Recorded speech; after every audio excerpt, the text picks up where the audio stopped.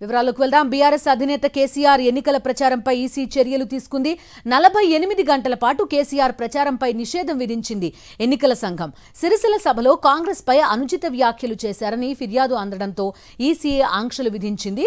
ఈ రోజు రాత్రి 8 గంటల నుంచి కేసీఆర్ ప్రచారంపై నిషేధం అమలవుతుందని ఈసీ ప్రకటించింది.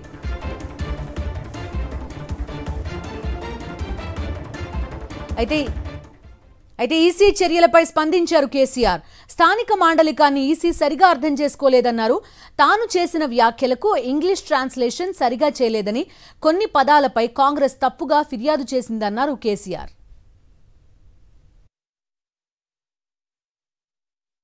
ఇవాళ ఎలక్షన్ కమిషన్ ఆఫ్ ఇండియా నా మీద నిషేధం విధించింది. 48 గంటలు కేసీఆర్ ప్రచారం చేయొద్దని, ప్రచారంలో పాల్గొవద్దని నా మీద నిషేధం విధించింది.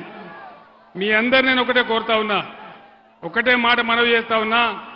ఇదే రేవంత్ రెడ్డి నీ పేగులు మెడలేసుకుంటా, నీ గుడ్లు వీకుతా అని నా మీద అడ్డగోలు మాటలు మాట్లాడితే, ఇదే election commission of India Revanth Reddy మీద నిషేధం పెట్టలేదు, కానీ నా మీద పెట్టింది. నేను ఒక్కటే మాట చెప్తా ఉన్నా, లక్షలాదిగా ఉన్నటువంటి టీఆర్ఎస్ కార్యకర్తలు వారందరికీ కూడా నేను పిలిపిస్తా ఉన్నా. 48 గంటలు నా ప్రచారాన్ని నిషేధిస్తే మా అన్నదమ్ములు, మా టీఆర్ఎస్ బిడ్డలందరూ కూడా దాదాపు 96 గంటలు అవిశ్రాంతంగా పనిచేస్తారని మనవి చేస్తా ఉన్నా.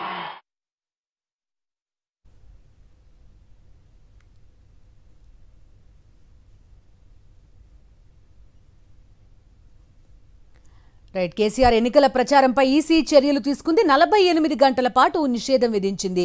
నిషేధం తర్వాత కేసీఆర్ వ్యాఖ్యలు కూడా చూసాం. ఇప్పటి వరకు పూర్తి డీటెయిల్స్ అందిస్తారు మా కరెస్పాండెంట్ శేఖర్ ఫోన్ లైన్లో ఉన్నారు.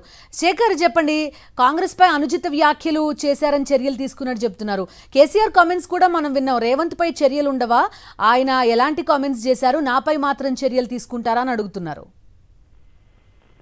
బిందు, గత నెలలో జరిగినటువంటి సిరిసిల్ల సభలో సీఎం కేసీఆర్ కాంగ్రెస్ పార్టీని ఉద్దేశించి చేసినటువంటి వ్యాఖ్యల మీద ఎలక్షన్ కమిషన్ కి Congress party election commission chairman Niranjan Reddy చేసినటువంటి ఫిర్యాదు మేరకు ఎలక్షన్ కమిషన్ కేసీఆర్ కు నోటీసులు ఇచ్చింది. 10 రోజుల క్రితం నోటీసులు ఇచ్చింది, వివరణ ఇవ్వాలని కోరింది. అయితే నాకు ఒక వారం రోజులు వివరణ ఇవ్వడానికి సమయం కావాలని ఈసీఐకి కేసీఆర్ మళ్ళీ లేఖ రాశారు. వారం రోజుల తర్వాత వివరణ కూడా ఇచ్చారు. కానీ కేసీఆర్ ఇచ్చినటువంటి వివరణకు ఈసీఐ సంతృప్తి చెందలేదు.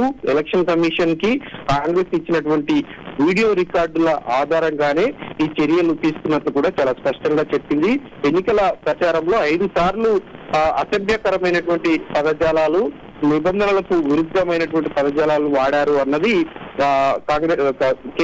కాంగ్రెస్ పార్టీ ఇచ్చినటువంటి ఫిర్యాదులో పేర్కొన్నట్లు ఈసీఐ చాలా స్పష్టంగా పేర్కొంది. అయితే ఆ 48 గంటల పాటు, ఈ రోజు 8 గంటల నుంచి 48 గంటల పాటు కేసీఆర్ ఎన్నికల ప్రచారంలో పాల్గొనొద్దంటూ ఆదేశాలు ఇచ్చింది. దాని మీద కొంత సీరియస్ గానే నేను చెప్పుకోవాలి. అయితే కేసీఆర్ కొద్దిసేపు క్రితమే మాట్లాడారు. రేవంత్ రెడ్డి కూడా నా తరహా పదజాలని యూజ్ చేశారు. కానీ నేను మాట్లాడినటువంటి మాటలు ఏవైతే ఉన్నాయో అవి లోకల్ యొక్క ప్రాంతానికి సంబంధించి, భాషకు సంబంధించింది. అది ఇంగ్లీష్ అనువాదం ఏదైతే ఉందో అది సరిగా చేయలేదు. అదేవిధంగా రిపోర్ట్ను తయారు చేసినటువంటి అధికారులు కూడా నేను మాట్లాడినటువంటి మాటలను స్పష్టమైనటువంటి అనువాదం చేయలేదు, అర్థం చేసుకోలేదు అన్నది కేసీఆర్ చెప్తా ఉన్నారు.